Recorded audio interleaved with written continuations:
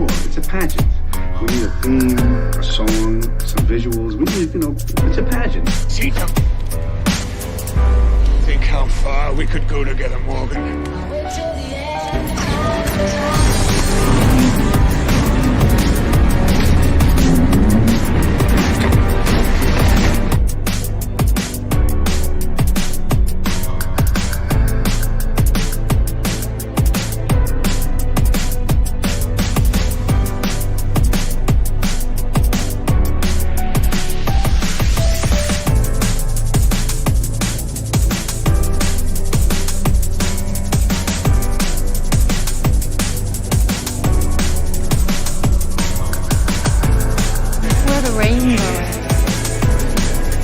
Where the rainbow is.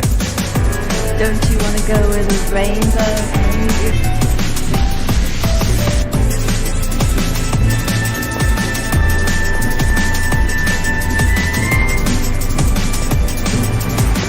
But I also know that you went to Nick's hotel this morning and talked to the desk clerk. Keep going.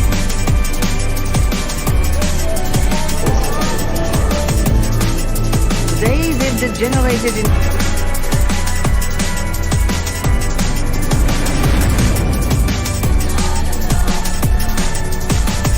The history of the world is the history of violence.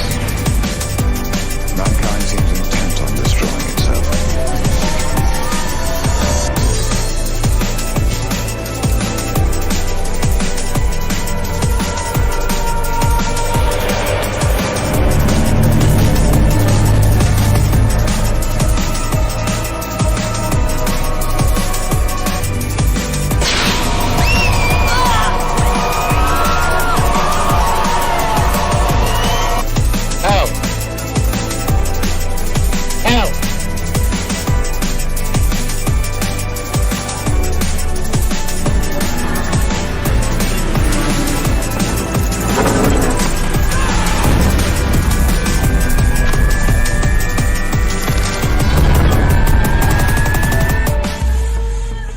Trust me. Everything's gonna be fine.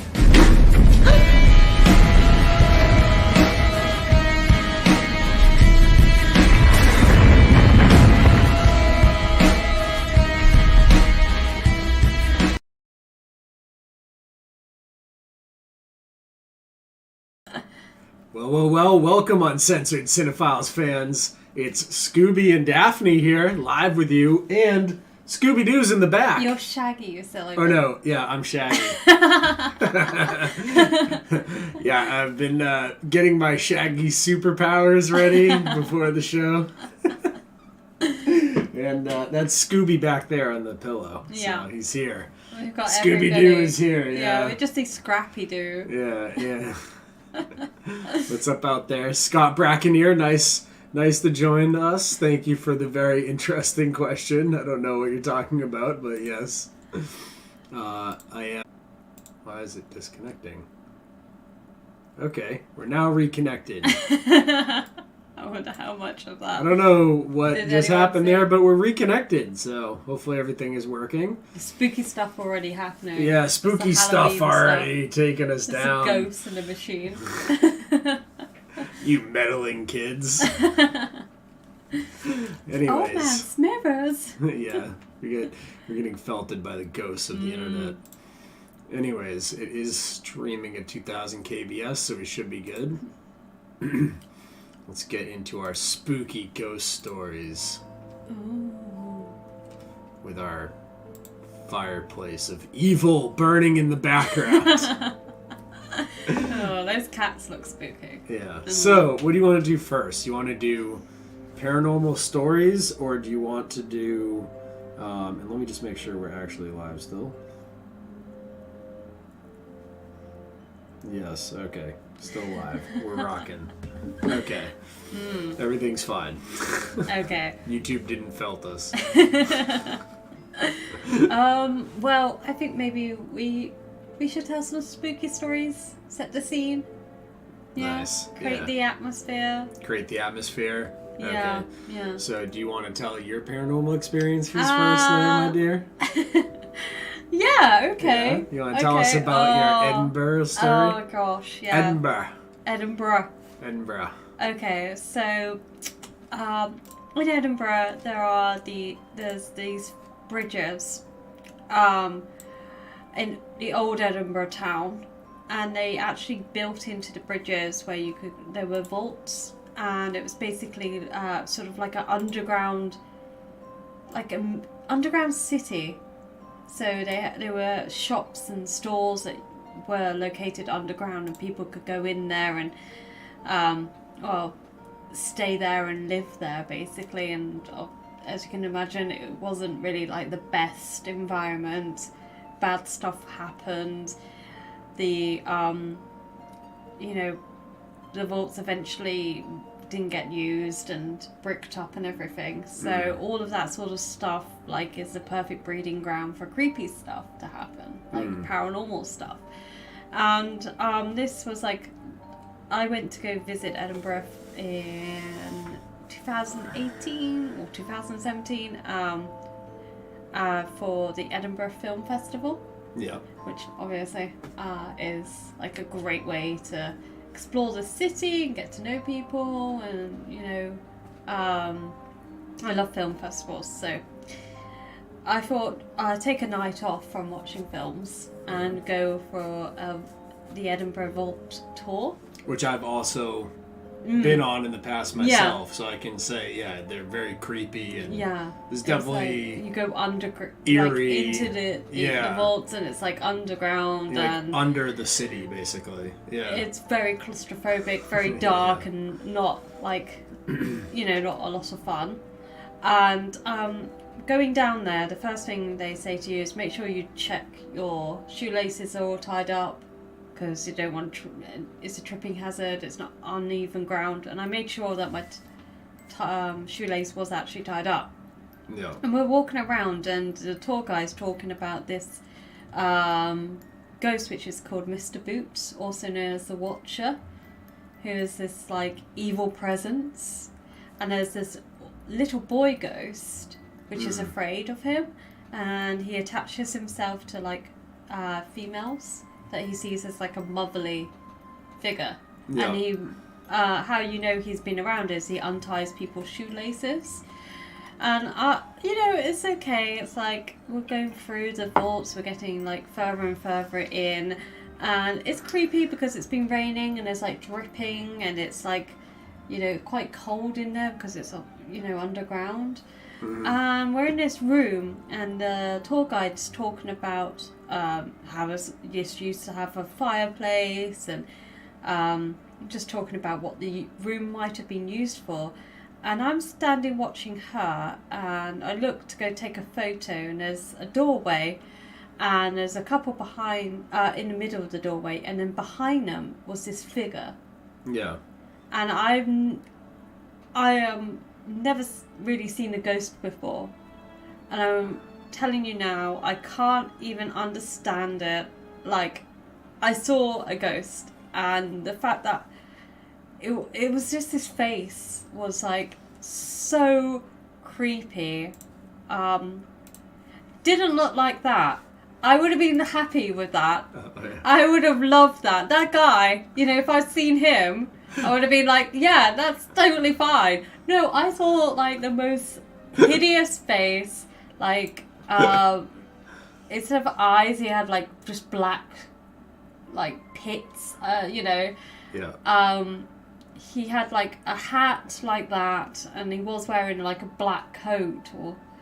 I was just petrified. The whole left side of my body was paralyzed. Like, I couldn't move. Felt like so like rooted to the spot. I didn't know what to do, and I felt like something was there, like on my left side. And eventually I turned away, and I managed to turn away and look. Like, I didn't even know what to say to the guide because I was like freaked out by it. And we go to move, and I don't want to go through the doorway. I kept thinking to myself, I've got to go, but I'm really scared. Yeah. So, anyway, like rush out of the little room. And as I'm walking out, I noticed my shoelace is undone. And the shoelace had been like, when you curl it around your finger you know, and it was left on top of my shoe. Yeah. And I even said to the tour guide, because I was like, okay, I can explain the thing, I must have just imagined it, but I can't explain the shoe. Yeah. Like, that was, like, nothing that I've done. No one had been there. And I said to the tour guide, I said, look, this is my shoe. What the heck's going on? And she was like, oh, I've never seen that before. Oh, great. Great, you've never seen that before. So that's wonderful. Yeah. Anyway, I wasn't the only one to have a ghostly experience on that tour.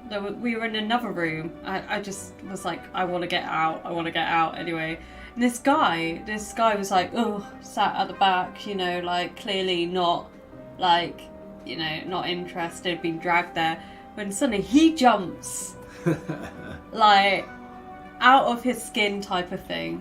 Yeah. And he goes, what the heck was that? Looking behind him. He said something had come up to him and clapped. Oh, yeah. Right behind him in his ear. And he looked like he was about to absolutely poop himself. Oh, I can imagine, yeah. But I'm just like thinking to myself, I must have imagined it. I'm like, I can't, you know, just, it was in my head. I must have expected to see something, you know, all this sort of stuff. I go back to the hostel where I'm staying. Scooby-Doo. You spooked Scooby so Scooby's bad gone. he's running. Yeah, Scooby's He's going for Scooby snacks. He's running away.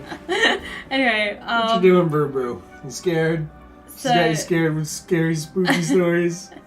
So I go back to the hostel where I'm staying, and I'm talking to. I'm in this female dorm, and I'm talking to the girls there, and I'm telling them about my spooky adventure, and they're like, "Oh yeah, that's creepy," and they're like, "Oh, we're gonna go," and I'm tired. I'm lying on the bunk, and I can see the girls still talking on the bed, and then I have this weird thing where I'm asleep but not asleep.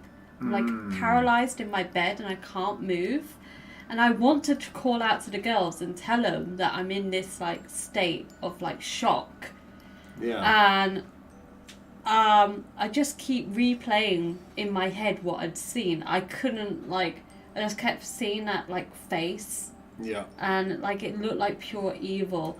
And I'm calling out, like in my mind, I'm like, just call out to the girls, get their attention. And I managed to like jolt myself out of this like weird state of like sleep paralysis. Yeah. And then for the rest of the night, I refused to go to sleep. I was just there, like going through Twitter, like anything to keep me awake. I was like, I'll just keep my mind off things, look at memes or something. So I'm like, after that ghostly experience, I'm like, I don't know, I'm so sort of like woken up to all that sort of stuff. Like, yeah. When people say, I used to be like, oh yeah, it's just a bit of fun, but after having that, my own ghostly experience, I can't, you know. So Yeah. I have other experiences since then, but that's the one that really like. Yeah. So like, I think we talked about this the other day, and like, so you think that there's like one ghost that's the tall evil ghost, Mr. Boots, right? Yes, yeah. But then, and then there's a little boy ghost. Yeah, who attaches himself to like females that he sees as a motherly figure. Yeah. Like he's scared of Mr. Boots and they like coincide with each other. Yeah, but okay, so I've been a paranormal research for a long time, and I was actually one of the lead investigators for RTS Paranormal for like years. And we'd see this a lot where there would be like a child ghost, and then there'd also be in the same location like a black tall figure, right? So like what happens a lot of times is the like demonic entities are able to like appear as like things that will disarm you in order to let you get them, to let them in, like to disarm yourself to them, right? So like on the boat, the USS Salem, which I was on a lot, there was like a little child ghost that they all thought was a child ghost because it would respond on the K2 meter thing to that type of stuff.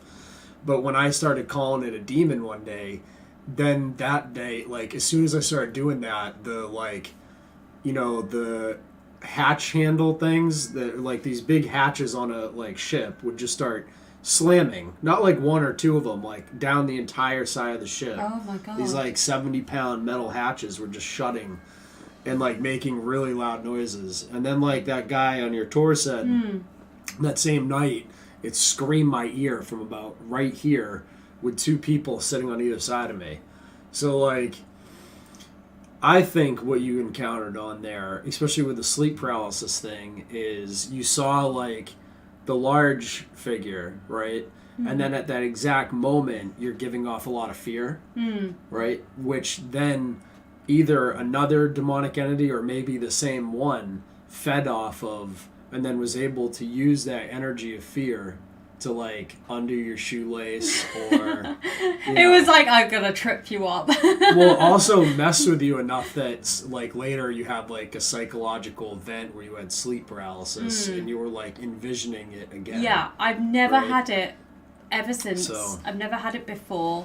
Thank God. I've never had it before, so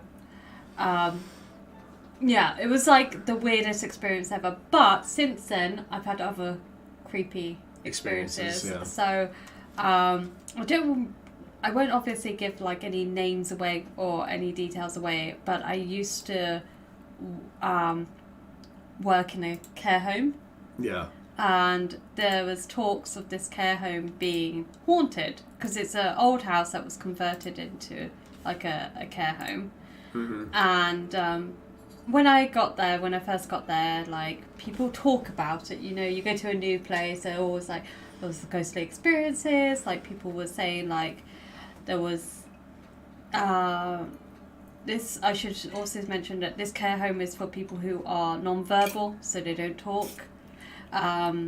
They can't walk, so people would hear footsteps upstairs where the bedrooms were, and there wouldn't you wouldn't have any of the residents actually walking around because they're in their beds or in their wheelchairs, and they're not able to move. And a lot of your residents like couldn't speak, right? Yeah, no, they couldn't like, speak. Non-audible. No, they're non-verbal. People would hear like stuff like, I don't know how to describe it, like whispering, that sort of sound, like one of see shadows. I saw a shadow run, from the like corner of my eye, sort of go into a room. I went into this room once, and this resident used to have like this stuffed cat toy on their bed. I put it on their bed, but when I went back up to the room, it was in the middle of the floor. Oh, yeah. There would be stuff where it'd be like banging noises. One time I was downstairs just before the shift started, and this is early in the morning. We're like hanging around, just talking in the lounge, when we hear this almighty bang, like someone has like a thud, like somebody jumping. Go up. Nobody wanted to go up, but I was like, oh, I'll go up, and I look into the bedroom where the resident is. She's in bed. She hasn't fallen out. She's got like a bed with like sides on it, so there's no way she could fall out. Nothing in her room's being disturbed. So there's no nothing's fallen over. Her wheelchair's fine. Go back downstairs. Hear it again. And then I'm like, nope, I don't care. I'm not going up there to like. There'd be a case where I was talking to the deputy manager of the home, and he was saying that they had a workman to come over and decorate, and this like big guy, like typical sort of like whatever. Yeah. He's decorating upstairs, and then he sees this woman sat on the chair. On the sofa, and he goes to the woman like, oh, hello, I didn't see you come in the room. Didn't answer him. Yeah. And he's just like weirded out, and he goes to talk to her again. The woman completely disappears. The guy's so freaked out by this, he drops everything, all of his tools, all of his paint brushes, run straight out and wouldn't come back to the home for 6 months. There was other people who there was like agency workers. One agency worker saw a figure at the top of the stairs, was so scared as well, just walked out and wouldn't come back. I think for me the strangest thing that happened there was the weird electrical Stuff going on. yeah, like there was a lift elevator that would take the wheelchairs down. It was always breaking down. And people would get stuck in it. This radio would turn on in one of the rooms, which was the room where people saw a lot of strange shadows in the mirrors and stuff like that. Yeah. And we're like, we would have these hoists to lift people out in and out of beds, and in this one room, it would never work. Like it would be completely drained out of power. Yeah. So, which is them trying to use it to do things. People right? would hear like knocks at the front door and the doorbell ringing. That happened a couple of times when I was on shift. We go to open the door, no one's there. Yeah. I did one night shift there. It was terrifying. We had this this resident who was like in a weird mood. Obviously, they're non-verbal, so they can't express anything. He was in just so much distress, like sort of like sliding down his bed and sort of like making noises, but we kept going up. There was nothing that we could see was causing him any discomfort, and that was the room where the electrical sort of stuff would happen. So yeah. So poor, like, nursing home victim or whatever, not care home victim, is like being tormented and he can't even tell you. I just think that's the scariest thing. Imagine seeing strange stuff, but, Unable to verbalize it. Yeah. Oh, yeah. That'd be so scary. And these, like, care home workers are too scared to even come in your room. Yeah. You're just, like, being tortured by some ghost. Yeah. Very nice. That's England for you.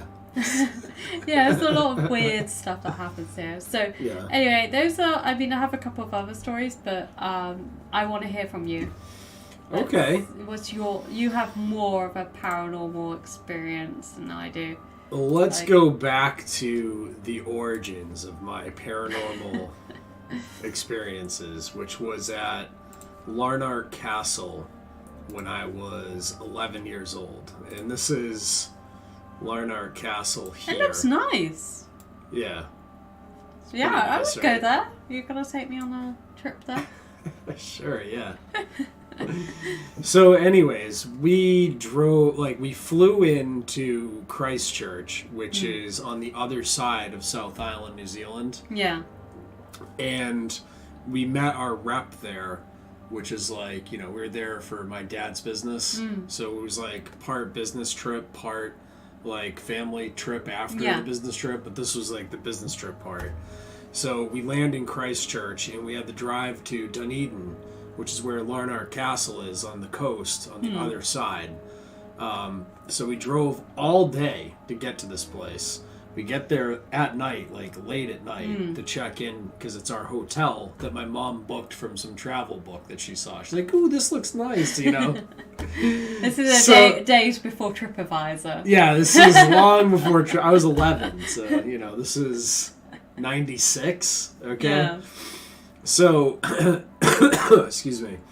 So we get there, and like to get out to this place, it's not like a short drive. Like, I don't know if you can really... this isn't really doing justice to it, but, like, to get out to this, there's, like... It's on, like, a peninsula, right? And there's this huge Alfred Hitchcock, like, drive out to this castle. I like the look of that. That's so picturesque. Yeah. So, the guy, like, that drove us across the country, and he was in his own car. We were following him in our, like, rented Volvo.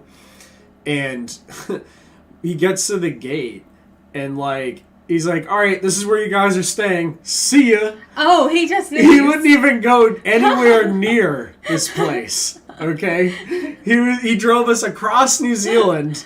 We get to this place. He's like, it's down that way.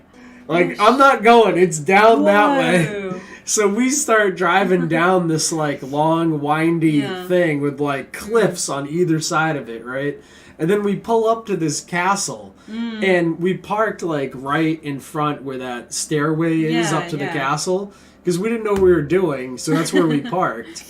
And my sister gets out. She was like, I don't know. She was like, I guess 7 or so. And this black cat goes running up the stairs. So she follows the damn thing up the stairs to this thing. You just follow and of course, around the cat. Yeah, the door... Especially a black cat. Yeah, the door was locked, right? Yeah. So, like, you don't stay in the main castle part. If you see, like, the driveway there, it goes down to the left. There's the old stables down to the left, and you stay in those, right? That's where the hotel is now for this place. Yeah. And we were... the only car in the parking lot, okay? No and one we were else the wants to only stay there. guests. Oh, We were the only nice. guests of this place. Now, when we pull in, it was very, very late. No one else is... There's no one else. We haven't seen any people at this place since we've been here.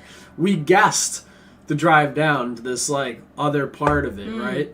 So my dad and I go into the hotel part to, like, see if this is even the hotel. Yeah. You know what I'm saying? And we walk in, and there's no one at the desk. So we hit the bell on the little desk, like the, you know, we need service thing. Yeah. You know, little ding-ding. Ding, ding. This dude comes out from behind the desk, like there's a door there. He comes out from behind the desk dressed in a fucking tuxedo. I'm picturing like that bit in, The Shining. Yeah. With right? the caretaker. Yeah. Mr. Grady. Doesn't say a word to us, though.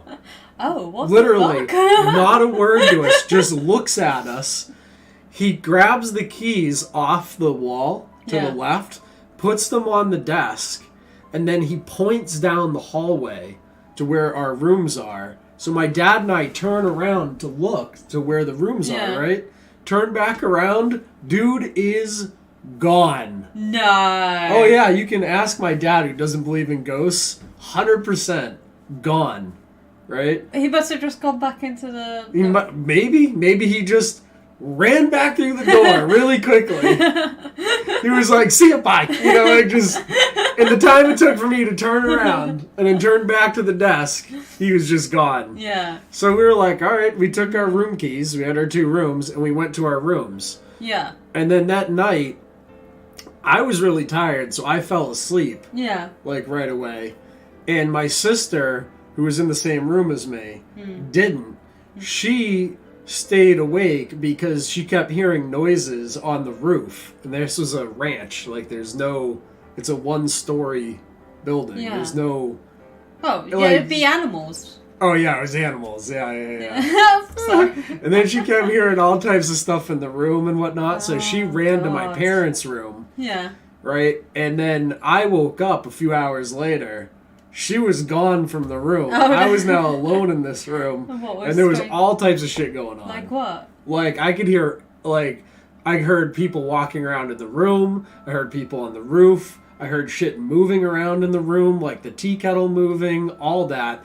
I was scared fuckless. I just hid under the sheets the whole night. Oh my God. I never got out of the sheets, scared to death. Oh my God. Whole night. But that was like my introduction to the paranormal. And ever Did your since then, parents I was... hear anything? Oh yeah, they heard it all too. Like, my mom said she heard shit all night long. And then what happens in the morning? We went down to... We woke up the next morning. Like, you know, you eventually fall asleep even though you're scared shitless. Yeah. Right? And you go down to the brunch the next morning. We expected to see all the other guests from the hotel, like, at the little brunch thing. Not one other guest. We were the only guests. Jeez. And then we went up to the castle because we didn't know it was haunted. So we went up to the castle just to be like, you know, what's going on over there? And the castle had opened up and they were doing, like, you know, tours of the haunted castle, like, for people. They were taking, like, people that came up just to visit the castle. So what's the history during the behind day. it? The history behind it is, like, the guy who built it hung himself, and, like, 2 of his daughters also killed themselves on the property. Oh. Oh, yeah. And the Ghost Hunters International guys, years later, went there and did, like, a show there. Let me see if I can't find it.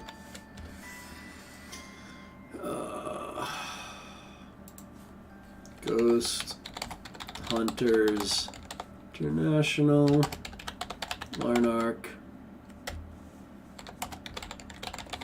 findings.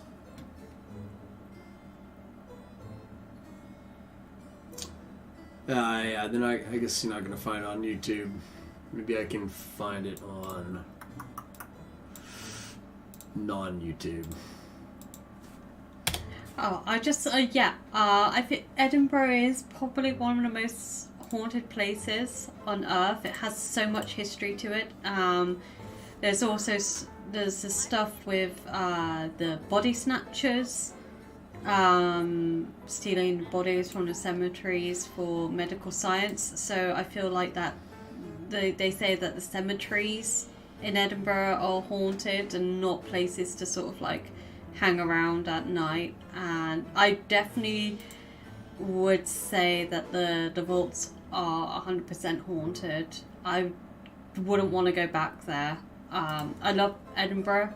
I think it's a beautiful place to visit, but do not go there like to visit the vaults if you're it's just like not I wouldn't go back there. Yeah.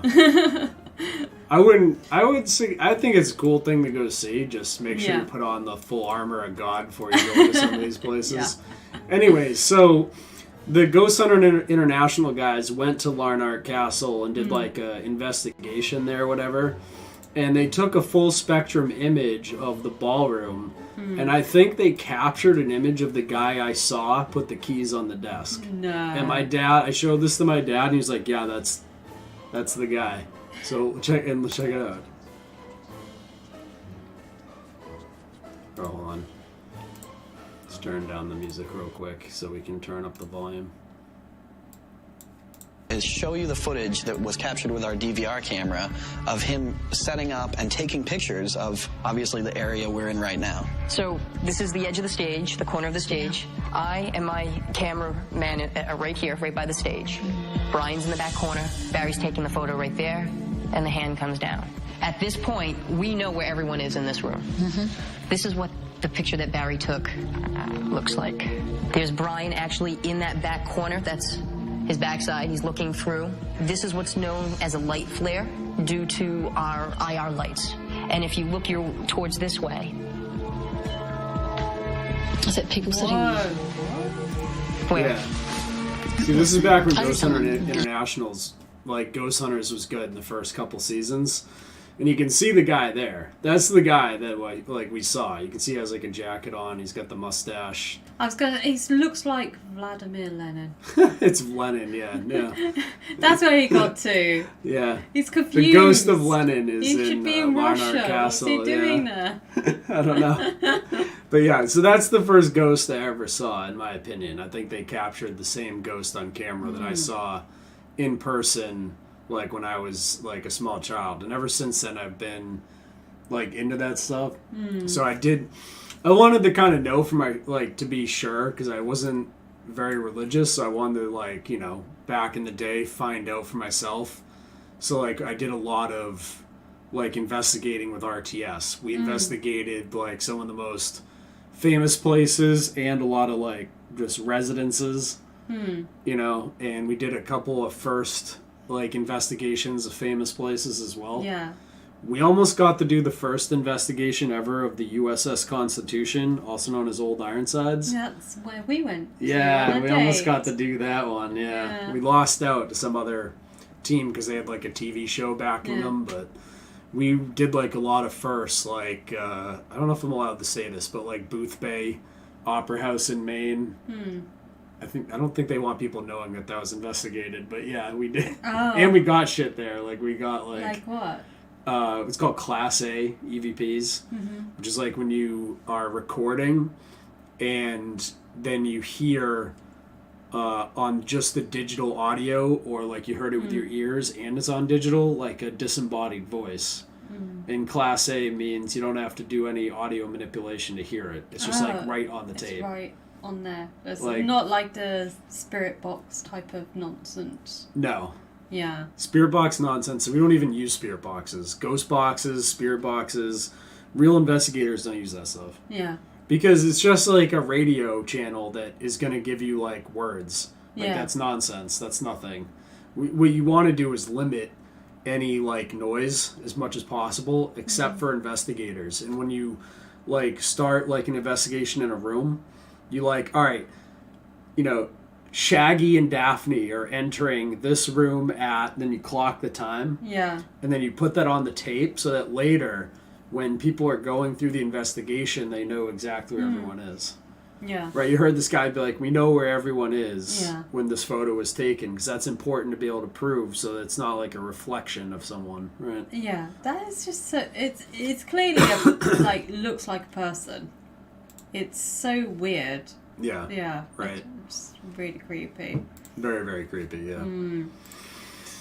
But I thought I would also tell you about another ghostly experience that happened to me. Mm-hmm. This was actually took place in a home where I lived for most of my life. Okay. And the home had a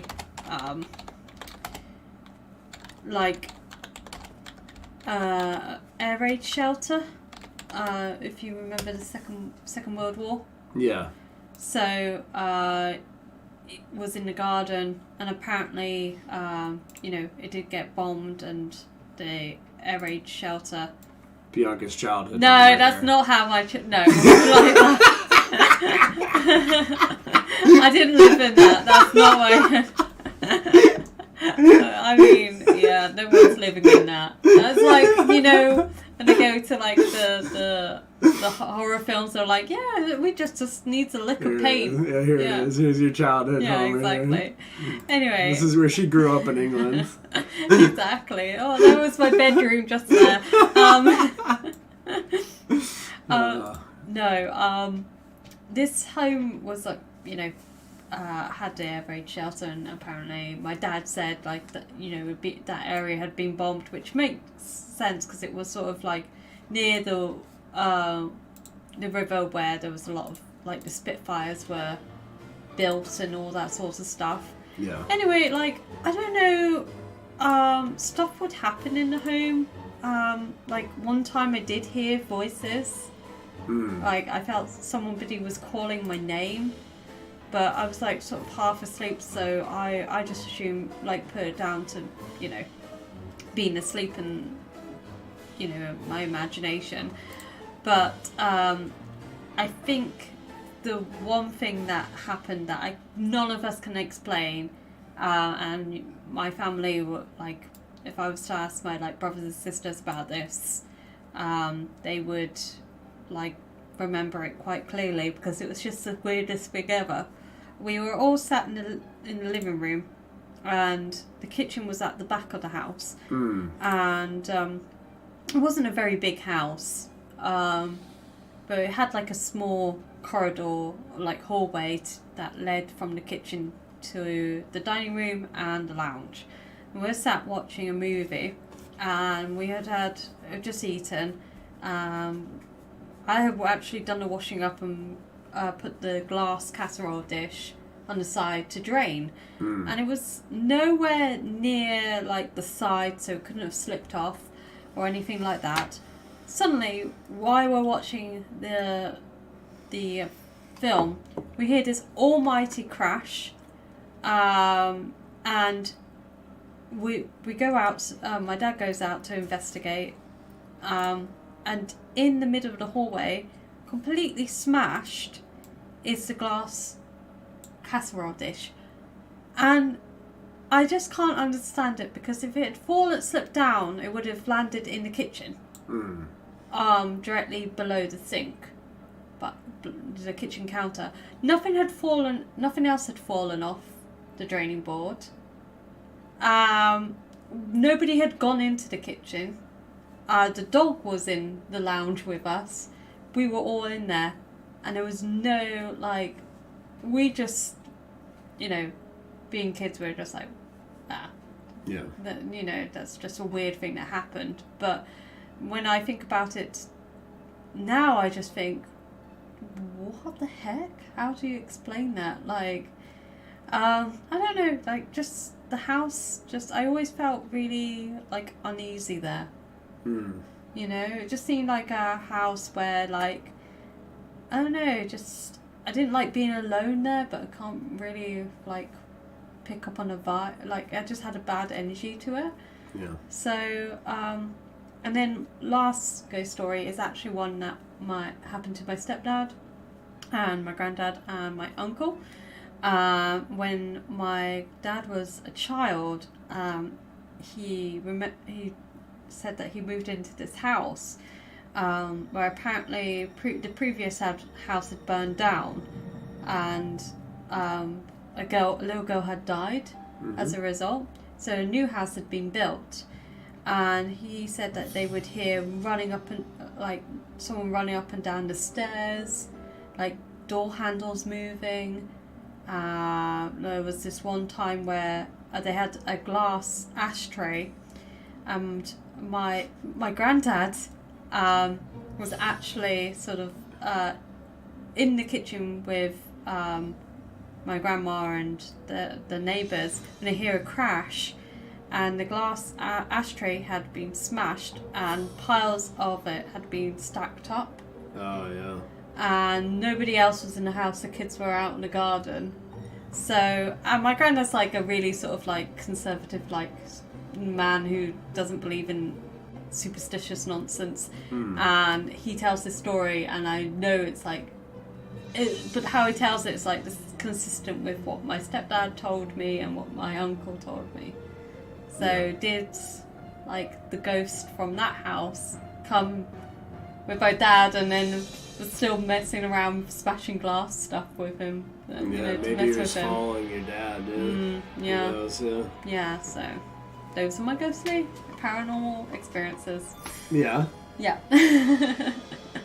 We went to Salem recently. Yeah, and we had a ghostly paranormal experience there. Oh, do you want to tell that? Because I didn't see it, but you said you saw something. Oh, I was just messing with you. You were messing with me. Yeah, I was. Oh, I was really hoping that there was... You told me you saw something. I know, I was just teasing you and the entire group that we were with because they all started reacting to it. But I was totally just messing with you on that one.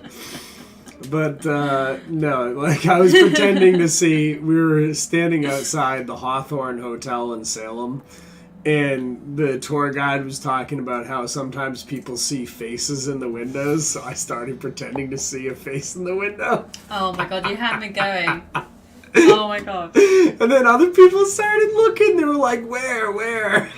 Because it was like one of those big groups. Oh god, I was just trying to make it more interesting. It was a really boring tour.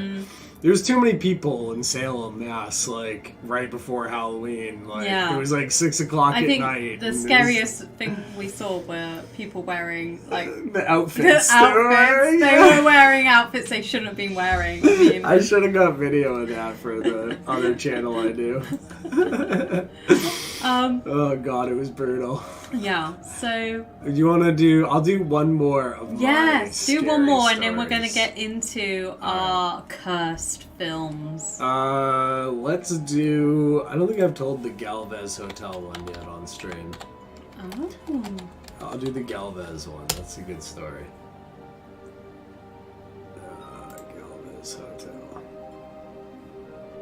Yeah, this one here. Oh, this looks like another lovely hotel. Yeah. I swear, you just go to like the nicest the places. nicest places. Yeah, so this is one of the places I stayed at and investigated, and in there, I forget which room it is, but one of the rooms is like the room to stay in, and I booked that room intentionally.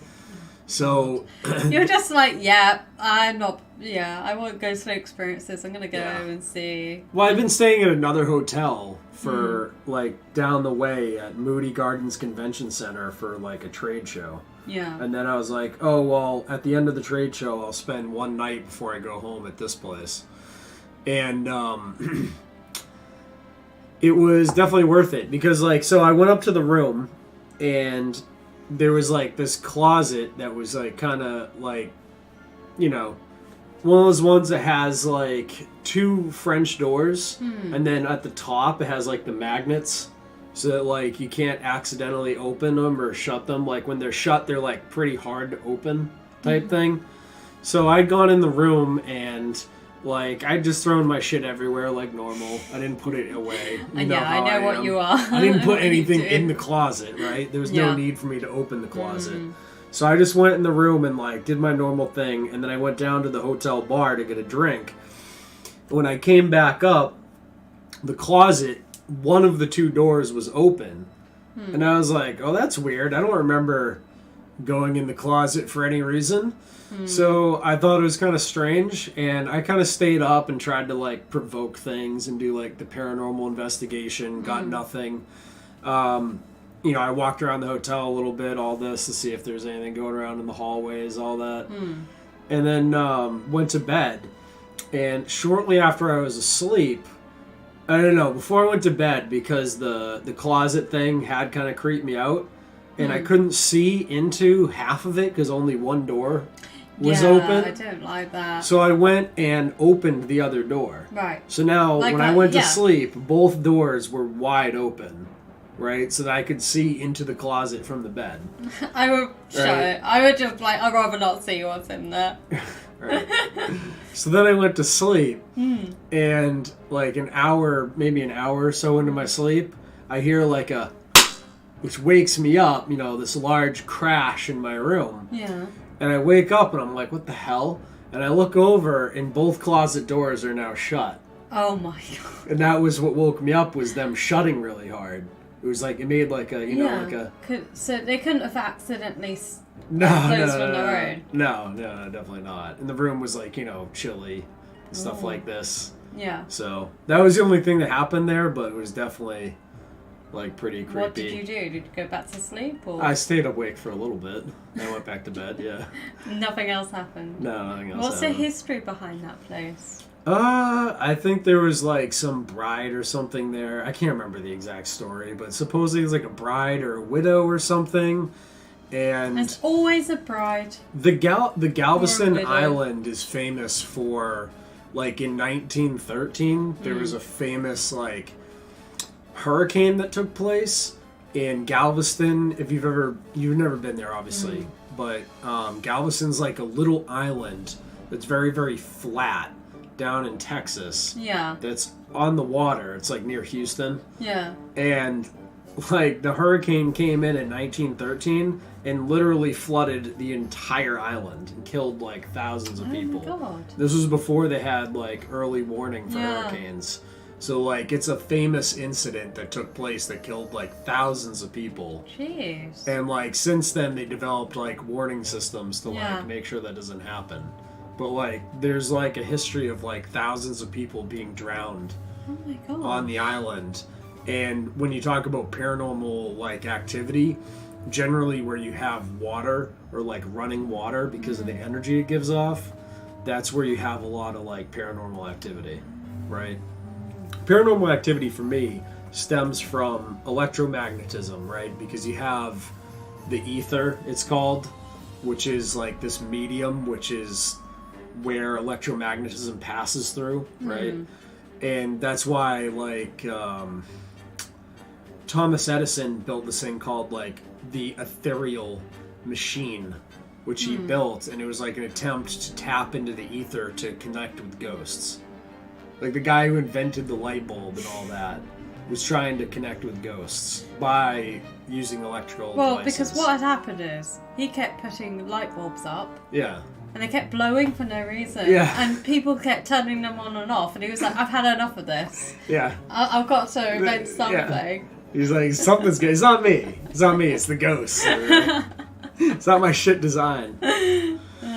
That's really creepy. See what else happened. I guess one of the best, like, haunted house stories was we did this one house that had, like, kids, And it was a really small house. Like, we're talking, like, you know, just a few thousand square feet. Like, you know, it was not a big home at all. Yeah. So I first get there and I'm like, oh, this is going to be dumb. These people are just being ridiculous. You know what I mean? There's no way It's this gonna tiny little house is haunted, right?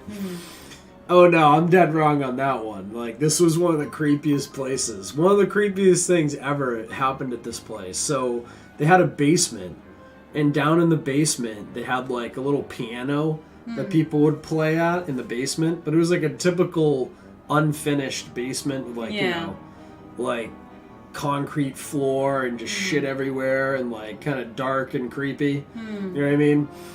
So they had a toy down there. There was like one of these like big stand on its own, looks like probably like a transformer or something like that. Like, you know, like a standing little robot toy. Yeah. Right? So we had a camera fixed on the basement because one of the things they said happened a lot was the piano would play by itself. Like, they'd hear it just playing on its own. Like, yeah. So we had a camera at the top of the stairs just aimed down at the piano. And this toy was just, like, in the middle of the basement floor. And so we have it on camera, and the toy just starts moving on its own. Right? Well, then it was. So we were like, defective. maybe there's something wrong with the toy. Maybe it's a timer. So we went down there and we took the batteries out of the toy. Okay? And then we put the toy back in the middle of the room, expecting nothing else would ever happen because there's no batteries in it anymore. How is it going to do anything? But I shit you not, about a half hour later, motherfucker started lighting up and moving on its own again.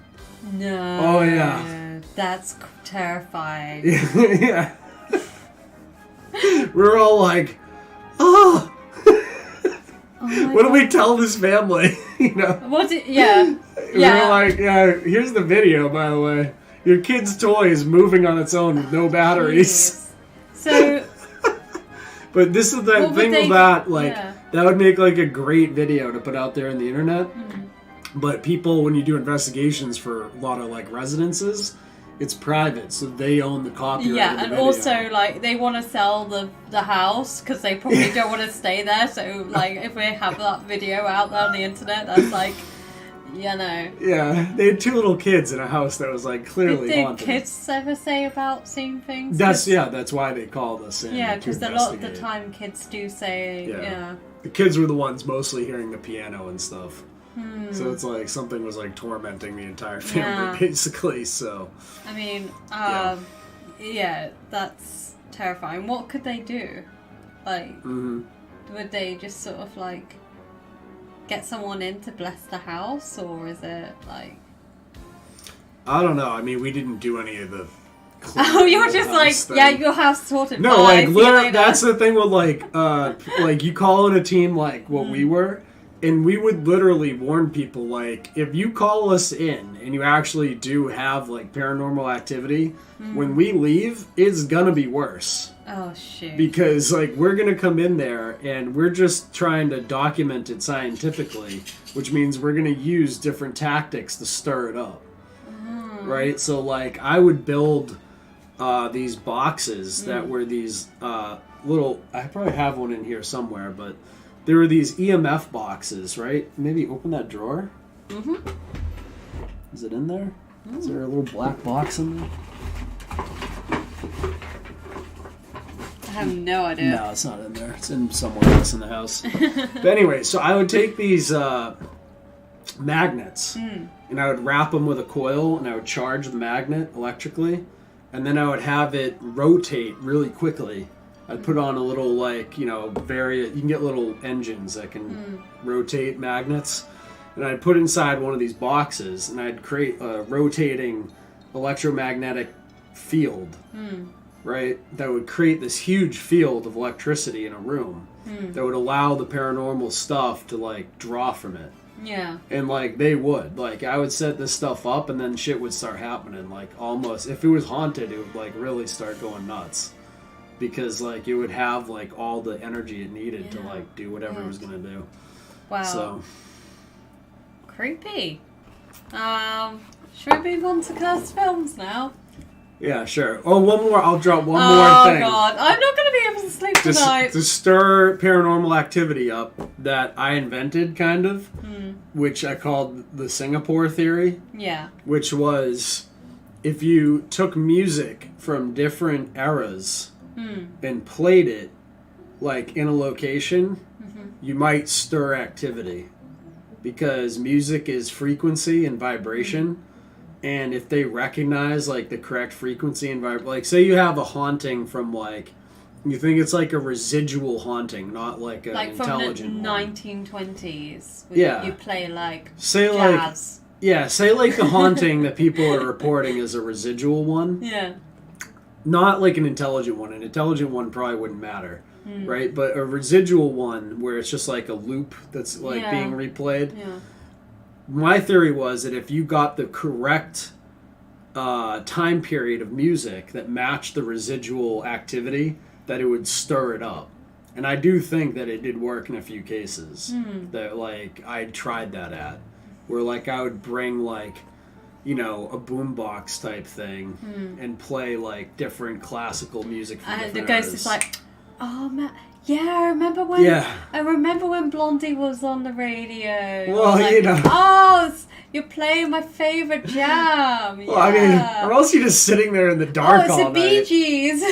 Or else you're just sitting there in the dark all night doing nothing. So it's just my excuse to play music on investigations. 1970s, a disco ghost. Yeah, no, this is my excuse to play music on investigations to keep shit livened up a little bit. But yeah, no, I think that's all that stuff. So yeah, you want to talk about cursed films? Yeah, I mean, I'm intrigued with the chat. There's like little people sharing their ghost stories. So Betty Davis Eyes is saying like about what sort of happened in their house. I mean, oh my goodness. Nice. I see Memory Hold's here. Shout out to Memory Hold. What's up, dude? Happy Halloween out there. Yeah. Yeah, interesting. See, someone saw my post on Instagram. That's pretty cool. Yeah. That's where I drop meme warfare. Like Shaggy superpower memes. Yeah. Right? I don't get the Shaggy superpower thing at all. Well, Shaggy's superpowers are running dry at the moment. Oh, right, so yeah. I'm going to have to go You're gonna refill go get while some you entertain the chat. Scooby snacks. Yeah.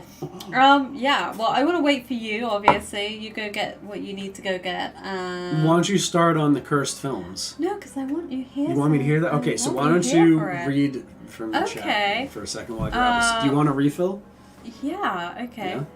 Yeah? You go to, Here you go. Vampire Lovers. I don't know what the Vampire Lovers is, but that sounds interesting. I quite Vampire's Kiss, was it we watched together? Oh, we saw, I don't know if anyone's ever seen it, Vampire's Kiss, the Nicolas Cage movie. It's hilariously bad, but that is a great vampire movie. I also want to see Camilla. I think I've seen that. That was a movie that I saw. There was like a movie that was released at Edinburgh Film Festival, which was like a vampire movie. I really liked it, and I actually wrote a review, and they used part of my review on the poster and in the trailer for the movie, so that was kind of cool. Oh my gosh, Luna Cat, that sounds scary. The English film. Oh, what, the Vampire Lovers? Ah, interesting. There's one where, is that the one where, what's the one with Sharon Tate, which was a Roman Polanski film? That was a vampire one. Or is that Vampire Killers? I can't remember. But I remember, like, I've never seen the Hammer House of Horror films, and there's a lot of, like, vampire movies from that sort of 1950s, 60s era. And I think, like, that really kept the British film industry going. But I do quite like the Dracula film from the 90s, if anyone remembers that one. Was it Gary Oldman was Dracula? and that was a great film. And then I don't know, when I was like growing up as a teenager, like the thing that was like, you know, huge for teenage girls was the Twilight movies. So I was like on Team Edward. So, oh my god, I can't believe I'm actually admitting into that. Oh yes, yeah. There's quite a few different films from the 1960s, like horror films, that I need to like catch up with. I don't know what it is about like the 70s. I'm very like caught up on that because I quite like that era, but the 1960s is a era that I need to catch up in film. But I'm finding the stories that people are sharing in the chat really fascinating. I'm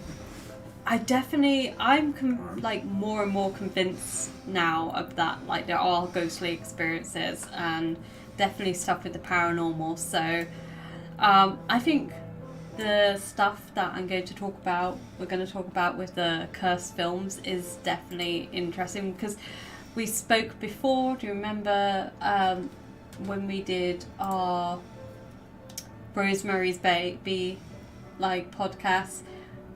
We spoke about that being a cursed film. Mm-hmm. There's Yeah, all that strange stuff that happened. See, I didn't know all about this about cursed films, but you definitely were telling me some stuff earlier, and I was like, oh, this is fascinating. I didn't even know this was a thing. I know. So, we actually haven't reviewed this film, The Exorcist. Okay, let's pull this one up. The Exorcist. Yeah. No, not the... Sorry. The Stallion. Oh my god, that is something horrific. Let's not look at that. Okay. I don't want to know. The Exorcist is one of those films that is really interesting. I think we would definitely have to review it at some point. But it's so much going on in this one movie. I remember watching it when I was like 18 with my friend, because we were like, oh, what's the scariest movie? And this came up, and just like looking at it, it's about a young girl who gets possessed by a demon, Pazu, I think the demon is called. And it's the famous pea soup scene, and it's been parodied in so many sort of like scary movie and that sort of thing. Yeah. It's the famous line where it's like, people say it's like a super scary movie, The Exorcist. It's very disturbing. It's very scary, but and I think, never found it to be scary. I don't know why. I think it is scary when you sort of know the background to it. When you know that it was like actually based on a real exorcism. Yeah. And I think when you sort of like, I find it disturbing because of like the story around it, like the fact that the child actor like had to go through like do all that sort of stuff. Mm-hmm. Yeah. But anyway, I will go into this curses. So Shaggy's not scared. You're not scared? No. No. Okay. Well, there's a lot of strange deaths that surround The Exorcist. Ooh. One of those was Hillary Clinton in the production team or something? No. She played the demon. She is the demon. She's a goddamn demon. So basically, one of the actors, Jack McGowan, he plays the drunk film director in the movie. Okay. And he's one of the first victims. And he died during the flu epidemic in 1973 at the age of 54. The Exorcist was his last starring role. Okay. Okay, that's coincidence, right? Like, people die all the time. It's not a big deal. Yeah. Yeah. Maybe he knew something about something. Yeah, well, and he wasn't the only... Based on the other stuff going on with The Exorcist, I wouldn't doubt if anyone was killed from that cast. There was other people who died. Yeah. Another actress died who I think played like a grandmother role or mother role. She was 90. Oh, So, okay. you know, I'm chalking that one up to old age. Old age, maybe. Um, Or Spielberg kill list. Well, Linda Blair and Max von Sydow also lost family members. I mean, that's just bad luck, really. Once again, terrible luck. Yeah, terrible luck. Pure No coincidence. Oh, yes, the set for Regan's family home burned down. Do you know what the only part of the set to survive was? Really? What? The bedroom where most of the film takes place. That's odd. Yeah. Where the, like, demon was, right? Like Yeah. The demonic. Oh, that's interesting. So it burned everything else down. Burnt everything else down. Weird coincidence. Yeah, just a weird coincidence. Movie about demonic possession. Everything got burned to the ground. Weird. Yeah. A bunch of people died. So yeah, that's like other stuff that happened. Injuries on set. Yeah. Um, Someone broke a fingernail. no, people. Alec Baldwin shot someone in the head. No, that didn't happen. Yeah, they're still releasing that movie. I know. I just feel That's a cursed film, right That there. is a cursed film. No, people like the main actress, Ellen Bernstein? Something Stein. Yeah. For sure. Uh, It's Hollywood. Alright, Kanye. Calm down. Ellen, who plays the mom, she suffered a spinal injury when she got thrown back. She said that the rigging wasn't like well designed. Linda Blair suffered from spinal injuries. So, like, you know, it could just be really bad, like, health and safety. I just think the fact that the fire burnt everything down apart from that one bedroom It's part kind of creepy. that is weird to me. Yeah, it's So very weird. that's the Exorcist curse. That's it. That's it. That's that bit. That's done. The Exorcist. No. Wait a second. You were telling me more about that film Oh earlier. No! That's the telling me about- Poltergeist. Oh, that's the Poltergeist. Yeah, I think the Exorcist curse is mostly about promotion. Oh, so who made The Exorcist? William Friedrich, I think. Oh, it wasn't Spielberg. No. Okay, no, so no. Spielberg's the Poltergeist film. He's a Poltergeist. That's the one with Heather O'Rourke, right? Yeah. Okay. It's just a weird thing where... Jump the gun on that one. a Yeah. little bit. I don't know my Hollywood as good as you. No, but That's why you're here. I do think The Exorcist is a movie that did very well from having that sort of... It's like one of the first movies that had the cursed film sort of like... Title to it. And I think that it did well to get people talking about the movie, going out, and there were reports in the newspaper of people fainting in all that melodramatic stuff, that seems to get overused nowadays. Yeah. So, but another movie that will most likely have a curse is The Omen. The Omen. Yeah. Let's This hear is about a movie this. that I've not seen. You've not seen? I I've love not this seen movie The too. Omen. The Omen is about Jared Kushner's rise to power. Here's young Jared Kushner, okay? He's brought up through the secret society of Chabad Lubavitch, and then he eventually becomes president after being born to insiders, and then he takes over the world and burns it down in fire and flame. Well, That's The Omen. I think the child looks kind of cute. In a little suit and everything. He's just like Look kind at of young adorable. Jared Kushner there. Look at him. I'm just kidding. I think his name is actually Damien or something. Damien, yes. Yeah. So Okay. I could chalk up the stuff happening on the Exorcist set as being just bad coincidences and bad safety practices. The stuff that happens surrounding the 1976 Omen film, I cannot explain this stuff because it just seems like too crazy. So first off, Gregory Peck, who is the main star in the movie, he was on a flight to London and his plane got struck by lightning. Okay, that's odd, right? What? That's just one incident of the... Planes get struck by lightning all the time.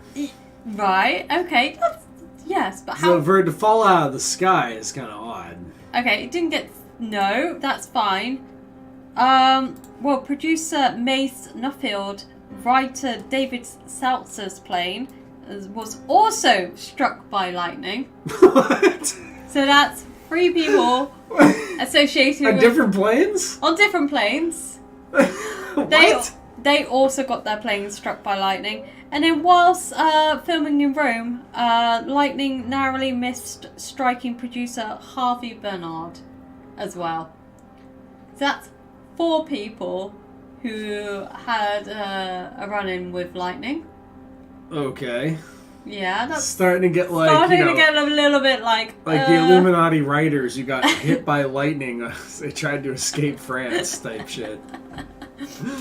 Okay, it's just that happens all the time. I mean, have you been struck by God, lightning? God is pissed at this movie. I don't know. Have you been struck by lightning? God's just like throwing He's thunderbolts just like down. going crazy. It's like, I do not want this movie being made.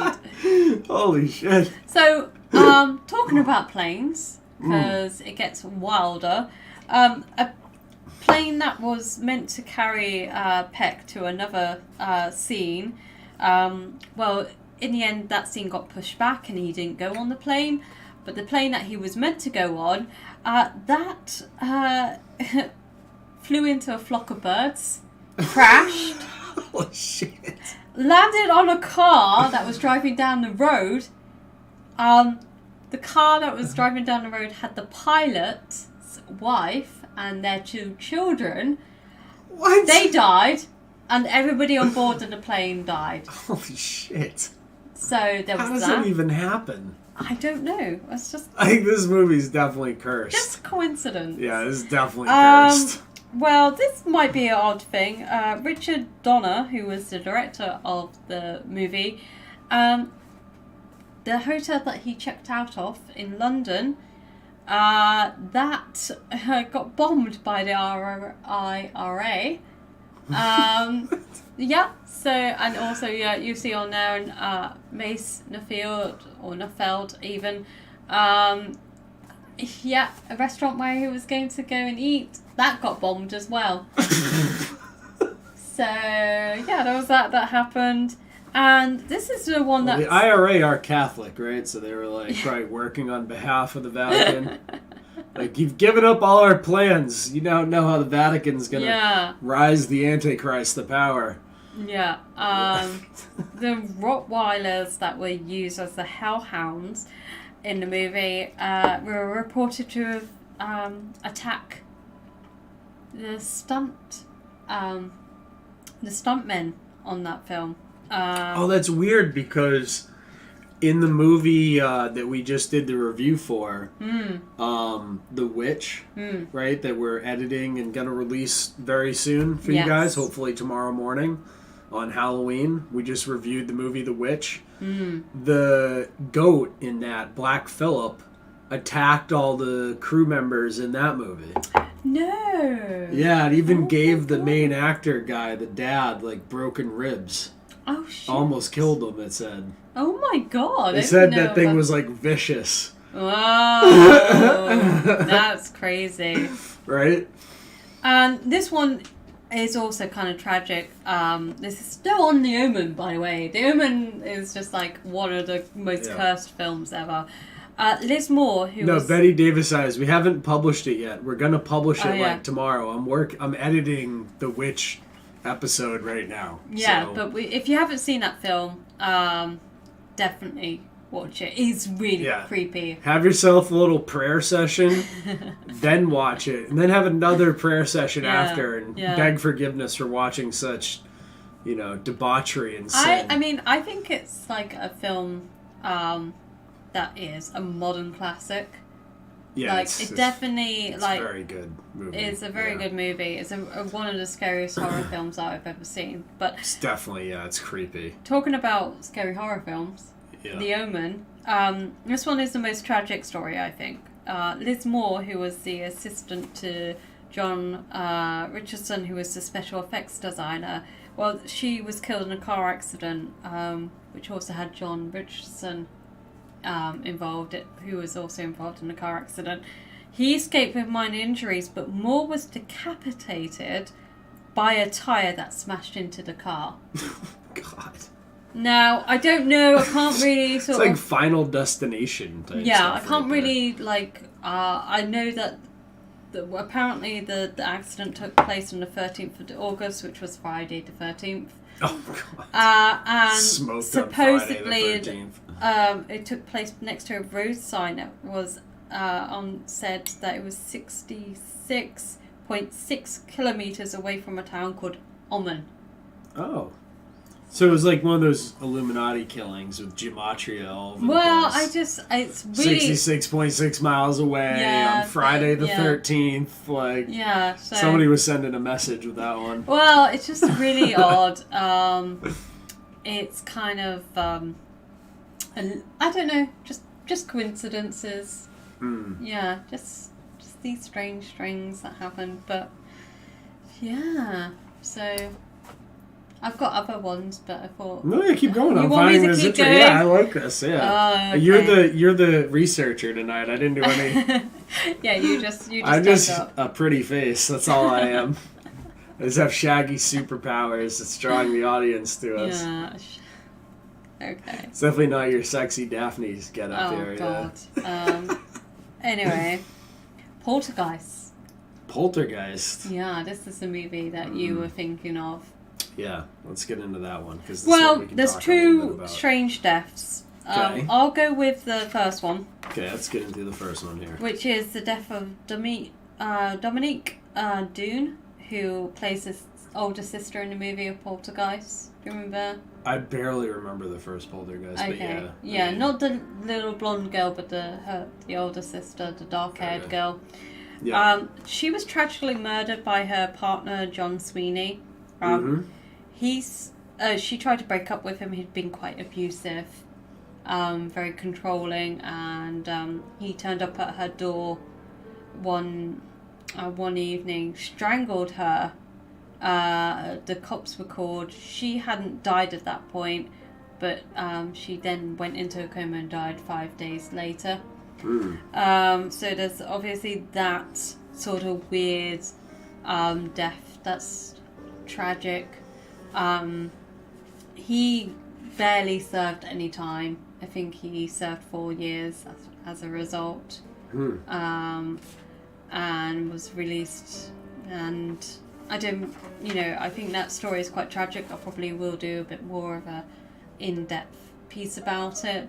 But I sort of wanted to talk about the Heather O'Rourke death, because that is a lot more mysterious to me, because she died of she's a young girl in the movie. In the first Poltergeist movie, she actually starred in the second one and the third one, and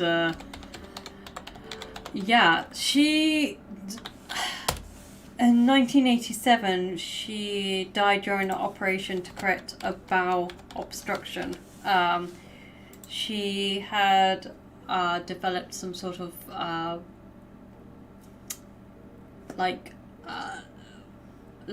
don't know, like an infection in her bowels, and her manager and lawyer, Mike Meyer, said that apparently she was healthy on Saturday, had the flu on Sunday, and then was dead on Monday. Really quickly died, You can go and find the like Associated Press news report about the autopsy, where it was like there was no sort of prior. It was like there was nothing prior to her getting this like infection to indicate there was any sort of like she had any problems with her like intestines and all that sort of stuff. And the weirdest thing for me was Henry. You know Henry Winkler? Yeah. He apparently did an interview where he said that the young girl had committed suicide and she had been abused by her father. Okay. Weird stuff like that, and he had starred with with Heather on Happy Days. So I don't know. I just find it really her death is really strange. A random sort of death that like may have occurred from the fact that The Poltergeist is a cursed movie. Apparently they use actual skeletons rather than prop skeletons because the actual skeletons were cheaper. So people think the curse came from that. But I definitely She think... died of bowel complications. Out of nowhere. And all the allegations about it was she was being sexually abused by likely and allegedly Steven Spielberg. Well, Right, that's what everyone has said online. Like that's been brought forth by people like Isaac Cappy, who's been murdered. That's been brought forth by like all types of people have said that Steven Spielberg is like a creepy scumbag. Right. This is not like something. Yeah, I will that just we're say making that up. you can look up the flight logs of a certain person who had an island and a plane, and That's right. Mr. Spielberg's name is actually on there. So, and his daughter came out and said that she was abused, not by anyone close in the family, but she said she was abused by other people in Hollywood. I don't know enough about that to be able to actually... Michaela, is the... she says people outside of her family, and now she wants to be an adult entertainer. So I don't know what to make of that, but I definitely think that's obviously tragic for her. And it is, it's interesting to sort of I don't know, but I think the fact that Heather died in such a tragic way, and I think, we can say films are cursed, but the fact that a very young girl died in what must have been quite a lot of agony is, scarier than any cursed film out there. So, anyway, let's... I mean, there's just a lot on these people, right? Well... I like how Google tried to turn this into, like, some nonsense about 17 and on. If you type it in, like, the first stuff's like, this is 17 and on nonsense. No, this is verifiable information. Compiled list of the names. He's on the list, so, like... Yeah. Why are they trying to hide this fact from us? Other interesting people on there. Steven, right here. Hollywood names on the list. Steven Spielberg is on the list of people on the Epstein flight log. Compiled list of names from Epstein Island flight logs. He's on the list. But they try to turn it into like something about conspiracies or some nonsense to try to direct people away from the truth about Hollywood, which is Hollywood is run by Epstein's friends. Right? Yeah. So I'll just say I don't find The Poltergeist a scary movie. I just want to say that. I don't think it's a very good movie either. No, it wasn't that scary. I think... The special effects were kind of garbage. I mean, they might have been good back in the day, but... I just think it's like really sad because like both Dominique and Heather should have gone on to have like careers, and Dominique was tragically killed by her ex-partner, and Heather, goodness knows what happened to her really, but I think it's just the Henry Winkler thing just is really strange to me. You know, like, where was he coming up with that? And this is way before anything to do with you know, the Me Too movement. This is just a really sort of strange thing. And I think they I heard an interview where they Heather's sister was being interviewed, and she was trying to dispute claims about it, but I don't know, like, if something had happened, she might not necessarily know.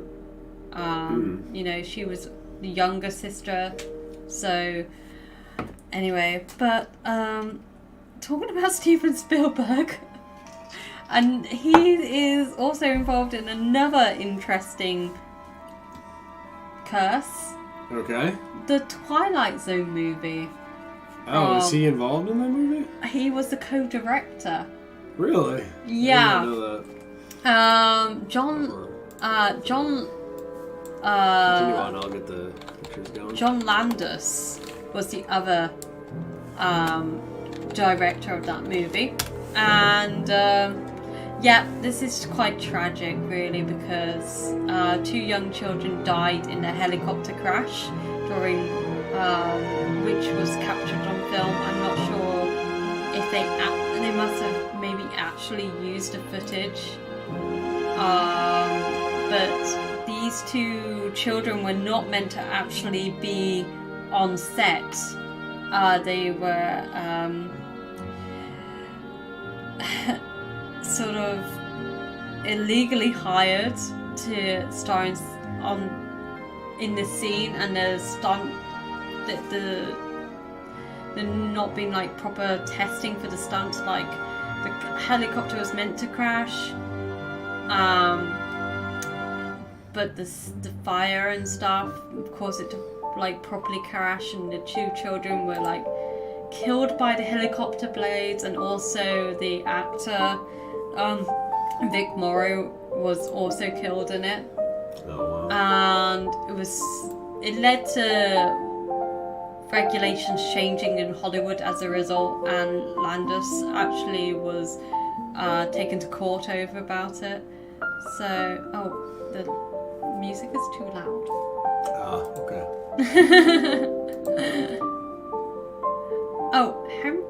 Henry Winkler is in Happy Days. He's the Fonz. Everybody, he's great. Everyone loves Henry Winkler and Happy Days. So, there we go. I think that's good right there. yes. Anyway, I hope so. Yeah, the Twilight stuff is interesting. Hopefully that's better for the chat. Thanks to the chat for the audio. I'm paying attention. But yeah, that's kind of tragic, the fact that the 2 young children died, and also the actor died. And I just think it's like odd to me that, like, I get it, like, directors will have to make those calls, and if they think they're gonna, like, some of my favourite directors kind of were a bit like, take for Kubrick for example, you know, he really pushed his actors to take after take after take to get like what he wanted. And I get like some directors are a bit controlling, and they are like mini dictators, but I think you have to remember that like these are human beings in these movies. These are actors, and they are human, and they're not just props. And I think, like, when you have children, you should do like your utmost to ensure that their safety is the #1 priority. Yeah. And I think about like how many like child actors have been had injuries. Like we had, Linda Blair saying how she suffered in The Exorcist. Mm-hmm. We have children dying in these films. We have like how, you're going, The Wizard of Oz. Mm-hmm. How, like, oh goodness me, why can't I remember her name now? Judy Garland was treated on set. Yeah, that's right. She was treated horribly. Yeah. And I don't think like that. Is a movie really that important that you have to subject your especially children to such like tough environments and stuff? I know one thing that I kind of admire about Stanley Kubrick was when he was filming The Shining, he made sure that if you've seen the behind the scenes footage and also the documentary Film Worker, which starred Leon Fatali, who tragically passed away this year, but he worked closely alongside Stanley Kubrick.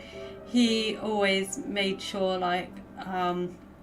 Danny Lloyd, who plays Danny in the film, was happy on set and when looked after. And I think when you have, as a director, that should be, your main priority. But I think a lot of the time it's just about the director's ego and making money for the movie studio. Yeah. So, but I thought, did you want to talk about The Wizard of Oz? Because that's an interesting movie, and there is I don't know. Well, if I think it's, that before cursed, we move but... on, I do want to add Yeah. to what you were saying. So it's all about them protecting each other or pushing the kids to make money and whatnot. They don't care about anything, and it also goes to why certain people, these horrible predators, are allowed to stay in Hollywood. Because you take a guy like Spielberg, right? And Spielberg has made all these movies that are hugely profitable, and he's getting paid royalties, but so is the companies he made them for. All the actors who are in the movies, a lot of them are continuing to get money from it if it continues to be popular. If it comes out that Steven Spielberg is a creepy Epstein Island creeper, then all of the movies he's made are going to get canceled, right, by the public. And then all of the actors and people making money on those movies are going to stop making money on those movies. So all of Hollywood has a vested interest in protecting every other creep in Hollywood. Yeah. And this is why Hollywood continues to be creep central. Yeah. And right? I think because they care more about money than about kids or anything. Right? it's terrible. Well, you just have to see how is it Dan Schneider? Yeah, Dan Schneider, perfect example. I just recently listened to Jeanette McCready, who starred in iCarly, a Nickelodeon show. Her book, and what I found really interesting was when she was talking about Dan Schneider, she called him the creator, and how he was acting around her. He took her out for a meal. She was 18 and he was giving her alcohol. Yeah, of course. He was let me touch your feet and stuff. Yeah, basically. He's Dan Schneider. Basically, then sort of would bark orders at, the children, reducing them to tears on set, firing 6-year-olds. Yeah. And I just I think we have this weird sort of, acceptance of how it is for a child actor. We wouldn't do that to anyone else who is a child star, we don't expect that of normal children, so why is it acceptable in Hollywood? So yeah, I don't know, it's not. Anyway, but talking about tragic child actors, let's talk about Wizard of Oz, because I think even if there isn't a curse in that movie, the fact that how Judy Garland was treated is more disturbing to me than any horror film, horror story, because her life really was like a real horror. Yeah. It might also be cursed, too, because if you watch one of the original productions of it, you can see one of the little people, you know, what were they called in the movie? The Munchkins? Yeah, the Munchkins. One of the little Munchkins The little people. hung themselves. Yeah, what do you think about that? Because people say that's actually just a crane light or something. It's not really, it's like, or something like a prop in the tree. Is it? I don't know. I don't know. You have to actually see a picture of it to... I saw it, like, the reason I know about it is because when I was a kid, like, not kid, but, like, a little bit older, one of my, like, teachers was like, we're gonna watch the beginning of this and show it to you as, like, a learning type thing. Like, and I remember seeing it, and it was definitely... If it was a prop, it was done to look like a person. It was definitely somebody hanging, or a prop that was made to look like someone hanging. Yeah. Yeah. Let's have a look. I think I've seen it. I'm not sure about the whole thing. Yeah, I don't know. Like, maybe it was just nonsense. I saw it when I was a kid, so this is one of those, let's go back and look. I haven't seen it in like 20-something years, probably. Let's see, so Wizard of Oz. Oh, look, it comes up. Hanging scene straight away. What else would be on the internet? Yeah. Alright, let's see. See ya? In the back, right behind him. Right there. Yeah, that is a weird... It's almost like it is rocking in the distance. That's really odd. Right? I never noticed that before. Yeah. Yeah. I think there's a better version of it. Yeah.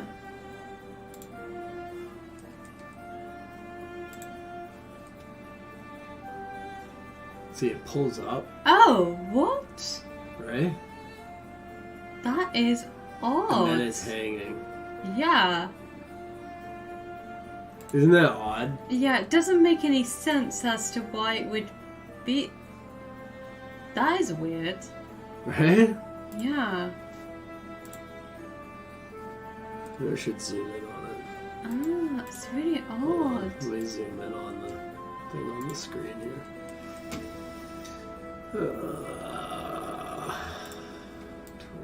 It's like a really happy song, you know, it's like, Yeah, you there know, you go. Now oh, I off gotta- to see the wizard, and then there's like someone just hanging in the background. Oh, what the heck?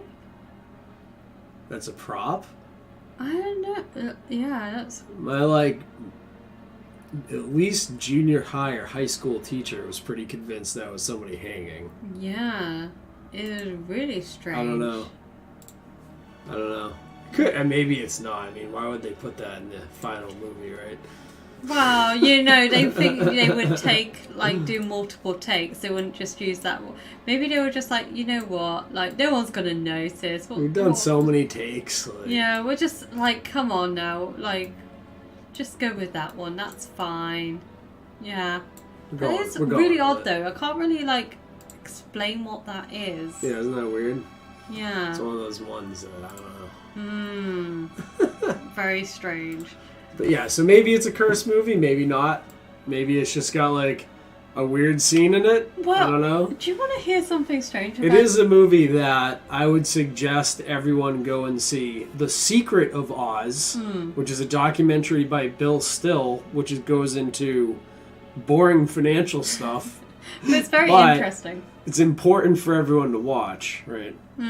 Well, I will just say, like, the woman who plays the witch in that movie, the Wicked Witch, she ended up being set on fire. Yeah. And suffered from third-degree burns Really? because her green face paint caught on fire.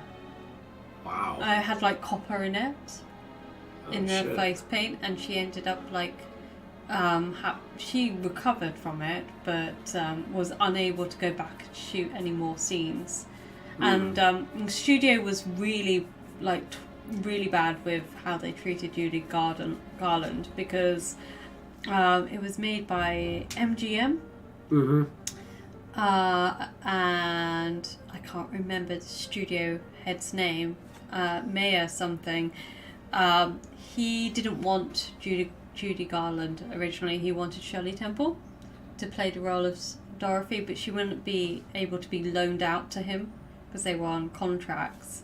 Okay. So he got Judy Garland instead, and he apparently really didn't like her, didn't want her in the role. He thought she was too old. So they would try to make her look like her costume very tight to like hide her like womanly, features, like her breasts. They put her on like they were giving her all sorts of drugs and stuff. Put her on like a really strict diet where she'd had nothing but coffee and chicken soup. Made her like all of the other adult actors were like rude and horrible to her and mistreated her. Apparently she like the munch what are they called, munchkins or whatever. Yeah, the munchkins. Yeah. Whatever. The little people. The little people, whatever the terminology you used earlier. Yeah, I'm trying to be appropriate. Politically correct. We're on our film review channel, so they sort of like they were like not very nice to her. There's reports they sexually harassed her, but I don't know for a fact. For a fact. But the only friend she had on set was actually the woman who played the Wicked Witch. Who was kind of like sad to me, but Judy Garland's like life was quite tragic, and I think like when you think about how a lot of actors in Hollywood, we think of like classical Hollywood as being this like glamorous sort of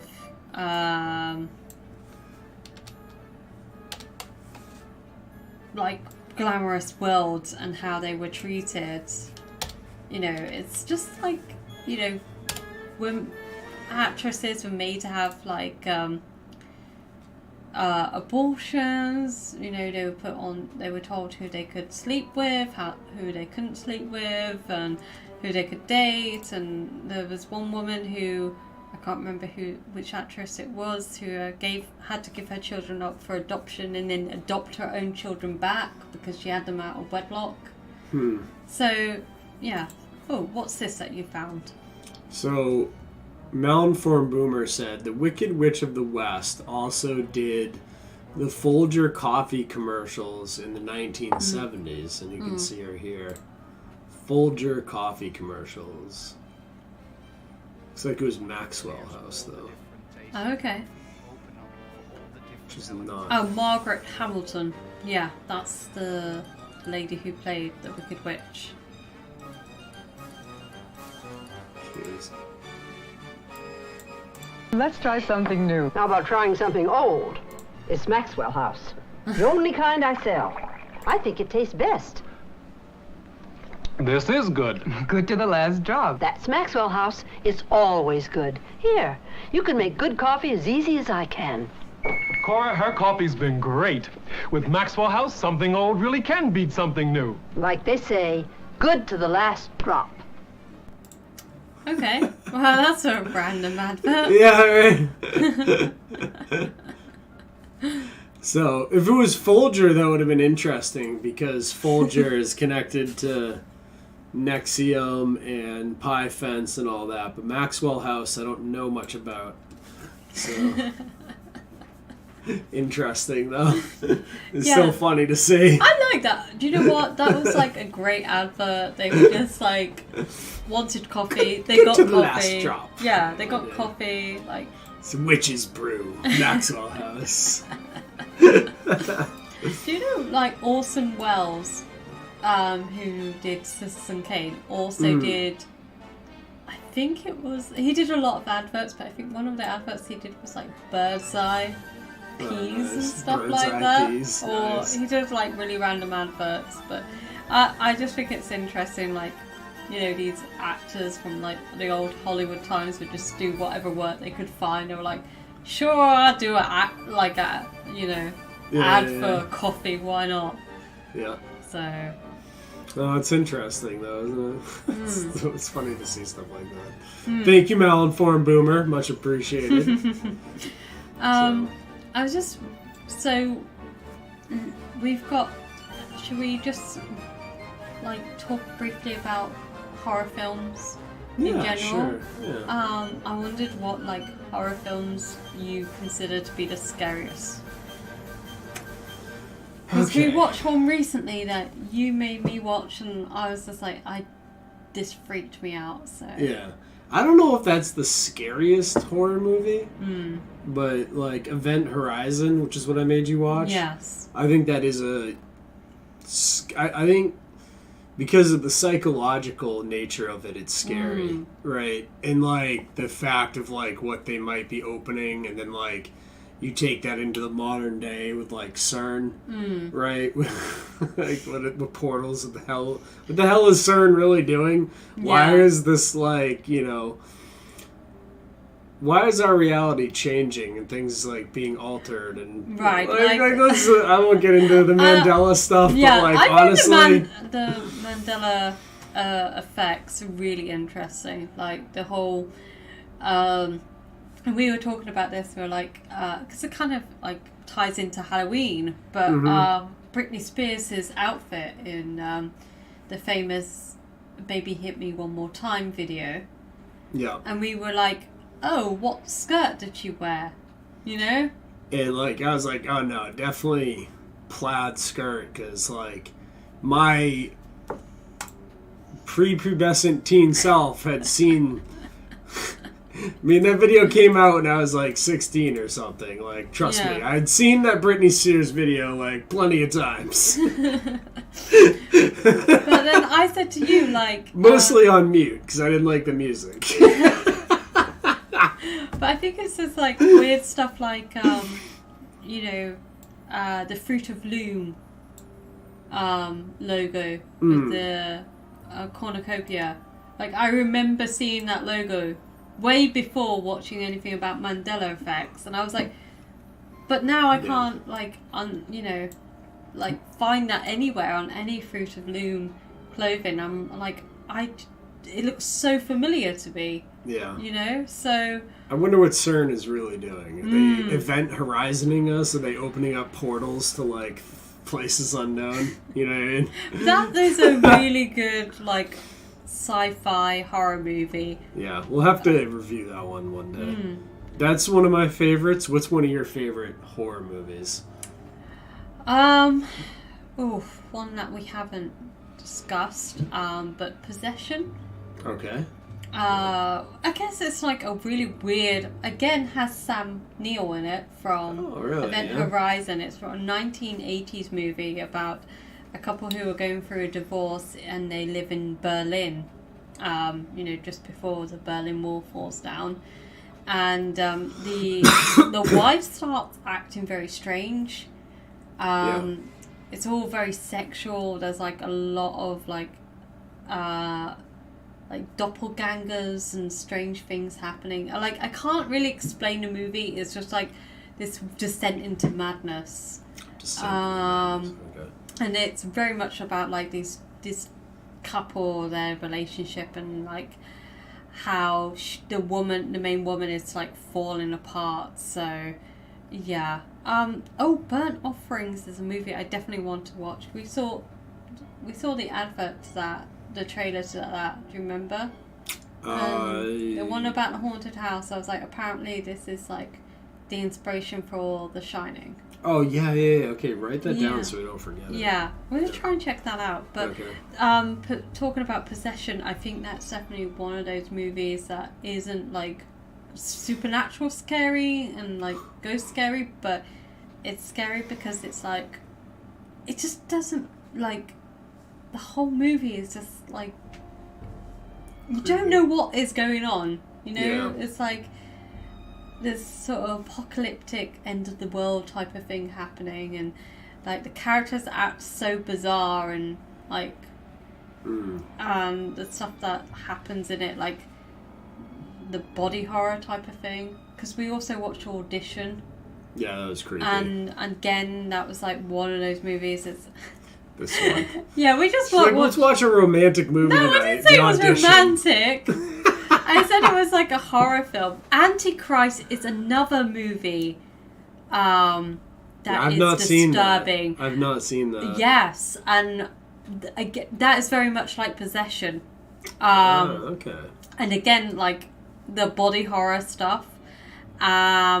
See, Antichrist takes it to a whole new level, but is a really good movie. But I don't think we should.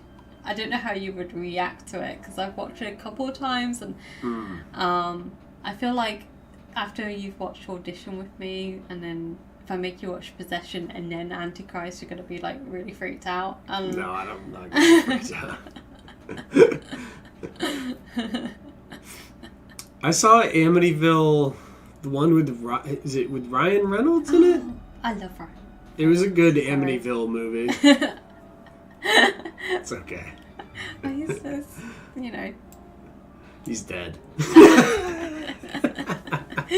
It was before I met you. That's right. Him and Robert Patterson are on the kill list. Oh, damn. The Titus Frost kill list. Hey! Anyways, yeah, so Amityville 2, was it that the one with... I don't know which Amityville is the one with Reynolds. I saw that one. That was pretty decent, pretty scary. We almost went to the Amityville house the other day because we were on Long Island, but we just didn't have time. But I mean, I like the Conjuring movies. Those are scary, yeah. Those I find quite scary. I found the first Insidious movie quite scary. I can't remember if I saw that or not. I think I might have seen it. My problem with those movies is I find them scary, especially like in the beginning. But they always, like, because they try to keep it accurate to, like, what actual paranormal activity is. Like, the movie Paranormal Activity was really scary, right? Because it was very accurate to, like, what actual paranormal activity is. Yeah. But then at the end of the movie, they just go, like, they ruin the whole movie by going too far with it. Yeah. Like, they make it, like, too over the top, then they bring in the CGI...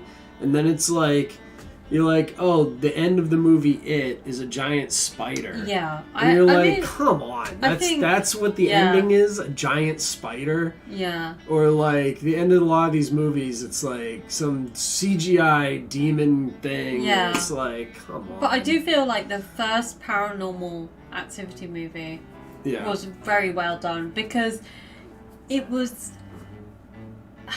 It's just like... It built up and built up. Yeah, but the ending, once again, was ridiculous. Like, the very ending was stupid. I think... Right. Again, it was just like... Yeah, like you say, just... Like, the Blair Witch was the same. Blair Witch was great until they got to the ending. I don't want to see what the reveal is, in these, like, movies. It's almost better without a reveal. Yeah. Like, just make it continuously scary and keep building up, but never, like, give the release of this is what Jason looks like. You know what I mean? Right? I mean, this is a question for you. What was a non-horror film that freaked you out? So, like, whether it was, like, a cartoon or when you were a kid or something that was, like, a scene in a movie that... Pan's Labyrinth. That movie Pan's Labyrinth with David Bowie. That movie creeped me straight the out. Labyrinth. Yeah, Labyrinth. Not Pan's Labyrinth. Labyrinth. Yeah, with David Bowie. That movie creeped me out straight. Yeah, this is creepy. I've watched it since, like, an adult, and it's very odd. Like, I loved that movie as a kid, but, so did I. It's really strange watching it now. Like, I just remember being a lot of weird out by sexual stuff in that movie that I just, like... Oh, okay. I overlooked that as a kid or just didn't get it. Yeah. Yeah. I haven't seen it as an adult. I haven't seen Labyrinth as I was a kid. But I remember watching as a kid being creeped out by, like, the creatures and, like, it was just a really weird movie. Yeah. I will just say, like, one of the things that scared me a lot as a kid was...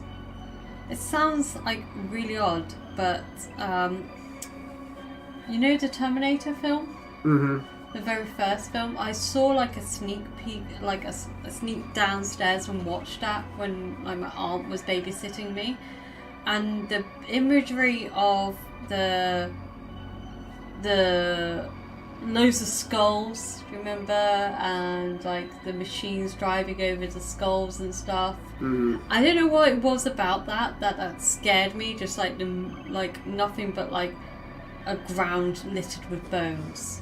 So I just remember seeing that one image and being freaked out by it, and that like scared me for a very long time.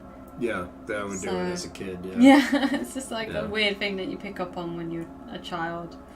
Yeah, I guess one of the movies I saw, and I saw it like before I probably should have been allowed to, was I saw Scream. Yeah. Like when I was really young, and that like freaked me out because like it was just a scary movie.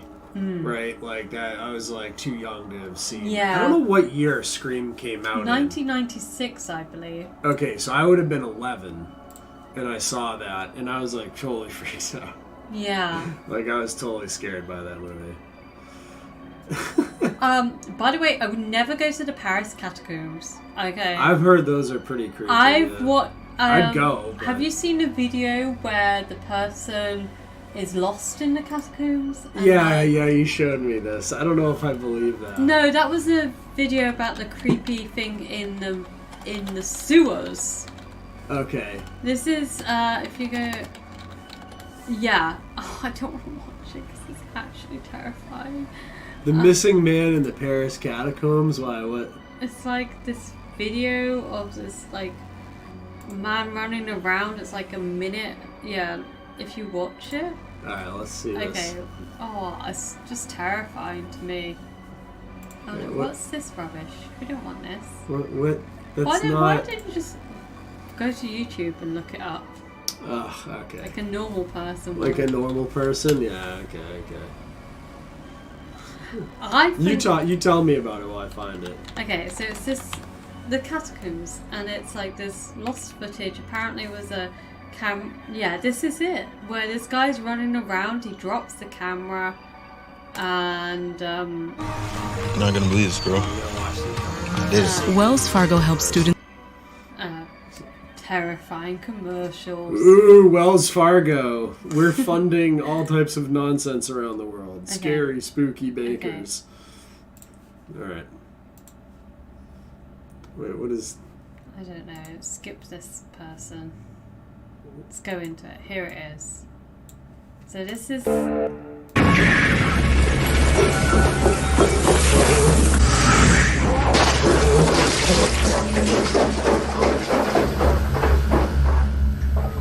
This video camera was found deep in the catacombs. It was picked up by a catacomb explorer, some of the people who wandered down there. It was given to me. I looked at the tape. It's very bizarre. The Paris catacombs. Once. I don't care for. I just want the video. Here we go. Here we go. It's very bizarre. These arrows point in the direction. Occasionally also, he stops to photograph roomfuls of bones, which means that he's very, very deep inside the catacombs. So basically, he's filming what he's seeing very deep inside the catacombs, other than the point of view shots or pictures of human bones. Why are you picking up the catacombs for centuries? Pick up that. So it is possible with these paintings that we may be able to retrace his itinerary to some extent. And then the guy just drops the camera, gets lost, and after about, we hear his breathing get louder and louder, as though something was scaring him. He's frightened. Occasionally he stops, perhaps to try to decide which way to run among all the many different corridors. There is a film. He's running faster and faster and faster, deeper and deeper into the catacombs. Where they and go all of a down sudden, there to investigate. we hear his breathing get louder and louder, as though something was scaring him. He's frightened. Occasionally he stops, perhaps to try to decide which way to run among all the many different corridors. He's running faster and faster and faster, deeper and deeper into the catacombs. Okay. And all of a sudden... See, that's creepy photograph. This video camera.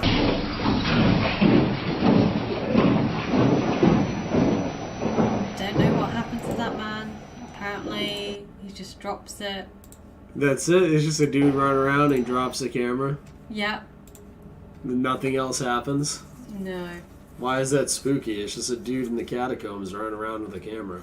Well, I just find that weird to me. Like, Did they ever find the guy? Or did he get eaten by like those things from the movie To the Descent? This is just like some actual footage that was apparently found. Oh yeah. You know, they found the camera but never found the guy. That's weird. I don't know about it, but I just find that for me that's like the scariest thing, is just being lost somewhere and never being able to like find your way out. So that is weird, because like earlier today when I was doing we were doing the witch thing and we were talking about like the Can-Am. I was looking up stuff for the Can-Am Missing project. So like I was looking for images and I came across this here. And I was trying to get the image from it, but then I found it interesting that this guy had taken like the map that the Canadian American Missing guy put out, and then he overlaid it over this other map of limestone and lava caves. Oh, okay. So like if you overlay the map of where all these people have gone missing, especially all these clusters, it looks like they're right over limestone and lava cave areas. Interesting. So a lot, yeah. Would you explain what the 411 is to people who don't know? So the Missing 411 project is like a project that documents all these very strange disappearances of people that go missing, mostly in national parks, right? So there's like thousands and thousands of people that go missing in national parks, and the National Park Service doesn't keep like a record of it or like a list of people that go missing. So this ex-police officer, David Politis, started a project called the Canadian American Missing Project that documents all these people that go missing in national parks. And this is the map on the top by Politis, and underneath is the map of limestone and lava caves, which I found to be pretty interesting that it ties up with that, right? Yeah. So this guy found it interesting as well. well. Yeah, because a lot of the stuff, like a lot of people go missing around bodies of water, so it could be like, falling into caves or something, or like going in investigating into it, or something else is going on. Yeah, but I'm going with something else. Yeah. But, it's just sort of an interesting side note. But, yeah, I mean, I think that's probably our show for I think tonight. that's enough. I think I've spooked myself out.